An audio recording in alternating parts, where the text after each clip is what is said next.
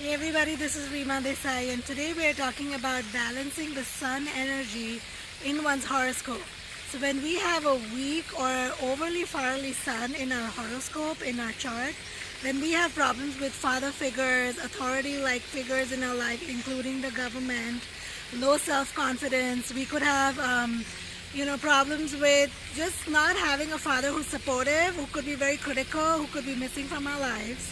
And to balance that, there are some things that we can do practically without having to depend on gemstones or just the planes passing by, or havans, or all of the external remedies that people give you, astrologers give us, that are not very practical. So here's the quick tips, a few quick tips that I want to give you, that if you do them regularly, you're going to see a lot of impact in your life about how you feel about yourself, your self-confidence out there in the world, having a leadership authority position where people respect you a lot, and you don't get into problems with the government or authority figures like your employers, people who are above you, and find that becoming a lot more easier transition in your life as you go forward. So the first thing to do is pray to the sun. The sun is like the center of our solar system, of the human world. It's also the soul or the spirit in one's, astrologically, in Indian ancient astrology, even in Western astrology, it's the center of one's being, which is the spirit and the soul. So to balance that, which is fire, that element is fire, we need to counteract the fire by balancing it with grounding energy, which is the earth, where we are already, we're standing, and water energy, which is right behind me. So pouring water to the sun was done in ancient India for that very reason, for allowing those rays of the sun to pass through the water and then hit your heart chakra, where the center of the spirit, the soul, where we store our emotions and how we feel about ourselves, to hit the heart chakra.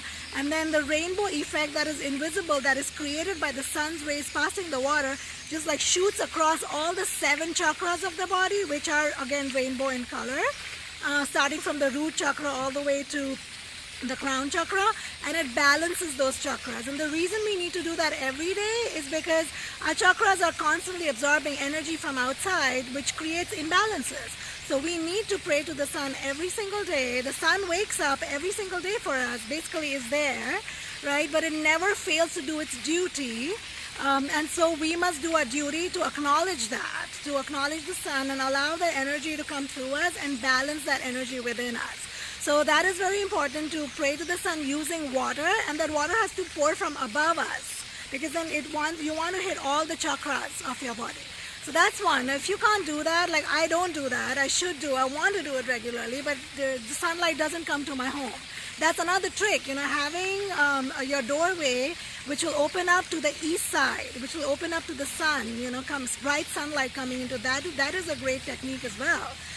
But if you don't have that, then at least I pray to the sun when I'm at the traffic lights. Every day when I go to work, I put my hands out. I don't ask for anything. I only thank the sun for everything that it's doing for me and all the father figures, authority figures in my life, respecting them. So respecting people, even if you may not agree with them, even if they may not agree with you or understand you or be critical of you and judgmental, just learning that unconditional love as much as you can, to just respect them. We don't need to be insulting somebody to disagree with them, right? And in the Indian culture, I understand that respect is equivalent to agreement, like you have to agree to somebody and authority figures, but that's not necessary. Spiritually, the universe understands our intentions about everything else. So that's another technique. And the third technique is going to senior centers where you find authority figures like your father and their age, somebody who is like your father figure, and spend time with them, spend affection, give them affection, give them donations, give donations to senior centers, give your voluntary service to them. That'll again improve that in your chart. So if you have children in your life and you see them struggle with their dads, or they're missing a dad figure, or their dad travels a lot, that's all signs of, just by looking at somebody's life, I can tell you what kind of combinations they'll have in their chart, what kind of sun strength do they have in their chart.